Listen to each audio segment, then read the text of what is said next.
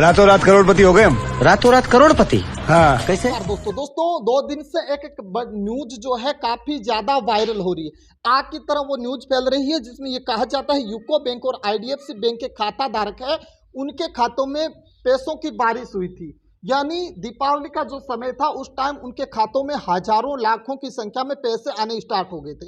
वो आपने फिल्म का सीन देखा होगा अक्षय कुमार वाली, जिसमें ये कहा जाता है कि रात रात में एक जमाना था जब हम भी गरीब हुआ करते थे, रातों रात करोड़पति हो गए हम। रातों रात करोड़पति? हाँ। कैसे? के इलाकों के राजस्थान के जो भी क्षेत्र है पश्चिमी भाग के, उनके ग्रामीण इलाकों में एक बात जो है या एक न्यूज जो है वो ट्रेंडिंग क्षेत्र में फैली थी और उसमें हुआ यूं था कि आईडीएफसी बैंक और UCO bank, IDFC bank private शाखा है और यूको बैंक का 50-50 शेयर है, दोनों का, प्राइवेट और गवर्नमेंट का। तो इसमें हजारों खातेधारकों को ट्रांजैक्शन हुए थे, यानी हजारों खातेदार कभी लाख रुपए करे थे, 5,000, 10,000, 20,000, इस प्रकार से वो पैसे ट्रांजैक्शन कर रहे थे। और आईडीएफसी बैंक का सर्वर जो था वो मर्ज हो चुका था। मर्ज होने के कारण वो जो अमाउंट जो है वो वहां से डेबिट नहीं हो पा रहा था और यूको बैंक का अकाउंट था उसके अंदर क्रेडिट हो रहा था। यानी इनका जो आईडीएफसी बैंक है उसका अकाउंट मर्ज होने के कारण वो यूको बैंक से लिंक हो गया और वहां से क्रेडिट जो है डेबिट पैसे हो नहीं रहे और यूको बैंक में क्रेडिट हो रहे थे। तो ये एक बड़ा स्कैम है या फिर कोई बैंक की चाल है? क्या कहीं बैंक भगने का तरीका अपना रहा है? क्या सिस्टम है? पूरी चीज आपको पूरी अपडेट हम सुनाएंगे। तो दोस्तों सबसे पहले हम बात कर रहे हैं राजस्थान के पश्चिमी भागों की, जिसमें जोधपुर, जैसलमेर और उनके आसपास के बाड़मेर, ऐसे कई ग्रामीण इलाकों के अंदर दीपावली की रात को एक ऐसा सिस्टम आया था जिसके कारण आप पैसे सेंड कीजिए, पैसे कटेंगे नहीं, अगले के खाते में पहुंच जाएंगे और अगले से 30% के हिसाब से कैश लेके आ जाओ। ऐसा एक सिस्टम चला था जिसमें जोधपुर आईडीएफसी बैंक व यूको बैंक के सर्वर की तकनीकी खामी का फायदा उठाकर दिवाली पर रातों रात लखपति बने लोग। खाता फ्रीज हो गए, बैंक अब उनसे वसूली करेंगे। यानी जिन ने ऐसा सिस्टम किया था उनके खाते तो बैंक ने फ्रीज कर दिए, लेकिन अब बैंक वसूली कैसे करेगा, यह मेन टॉपिक है। ऐसे लोगों पर मुकदमा भी करने का सामना हो सकता है। आईडीएफसी का सर्वर सही ढंग से काम नहीं हो रहा था।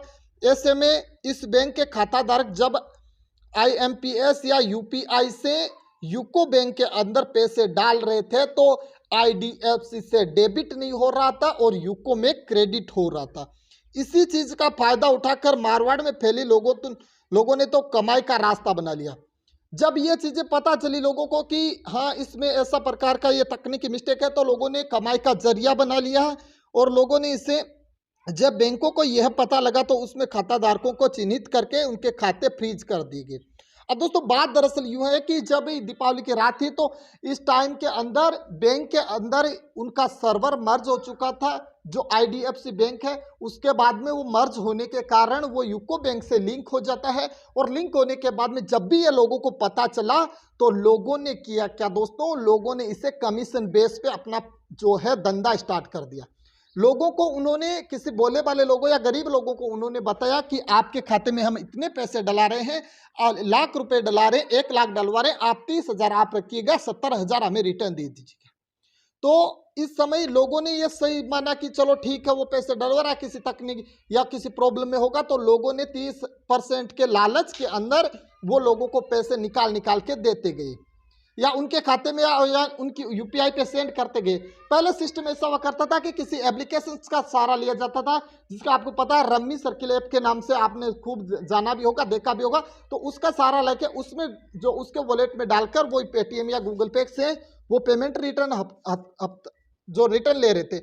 लेकिन उसके बाद में इस समय जो बैंक टू बैंक जो बड़ा फ्रॉड हुआ है, बैंक टू बैंक जो यूपीआई के द्वारा फ्रॉड हुआ है, तो अब बैंक ने सीधा कह दिया है खाते फ्रीज है, बैलेंस होगी तो बैलेंस होगा तो कटौती होगी, नोटिस जारी देना होगा, जवाब दर्ज होगी एफआईआर। तो बिल्कुल साफ बैंकों ने भी कर दिया, आरबीआई ने भी कर दिया है कि अगर आप लोगों ने ऐसा काम या ऐसा करते किया है तो आपके अकाउंट में अगर आपकी सेविंग है, रोजमर्रा की जिंदगी का आपने साधन बना रखा है, तो उससे वो डेबिट हो जाएंगे। अब ये स्कैम इस प्रकार से फैला था कि जो इस स्कैमर्स के जो बड़े चेहरे थे उन्होंने तो स्कैम करके वो तो गायब हो गए, क्योंकि उन्होंने बड़े बड़े लोगों या ग्रामीण क्षेत्र के लोगों को ही टारगेट किया और ग्रामीण क्षेत्र के लोगों को 30% के कमीशन के हिसाब से उन्होंने लोगों को पैसे देने की बात कही थी और लोगों ने पैसे उनके अकाउंटों में सेंड करते गए। अब जब बात ये आरबीआई को पता चलती है तो जिन गांव वालों ने या जिन ग्रामीण क्षेत्र के लोगों ने ये 30% के हिसाब से पैसे लिए थे, उनके अब 70 नहीं 100% पूरा लग रहा है। यानी किसी ने लाख रुपए ट्रांजैक्शन किया तो 30% मान लीजिए 30,000 तो उनके बच रहे हैं, लेकिन वो 70,000 रुपये माइनस दिखाई दे रहे हैं। यानी उनके खुद की रोजमर्रा की जिंदगी से अब 70,000 देना पड़ेगा। तो ऐसे लालच के कारण ऐसा इतना बड़ा स्कैम हो जाता है। अगर आप लोगों ने भी इस प्रकार से कहीं इस दलदल में फंसे हो तो आप लोग तुरंत जाके बैंक से संपर्क कर सकते हो, या फिर आप किसी की सहायता ले सकते हो। आप साइबर क्राइम से बात कर सकते हो, किसी भी चीज से। आपने ये चीजें आपने नोटिस की होगी।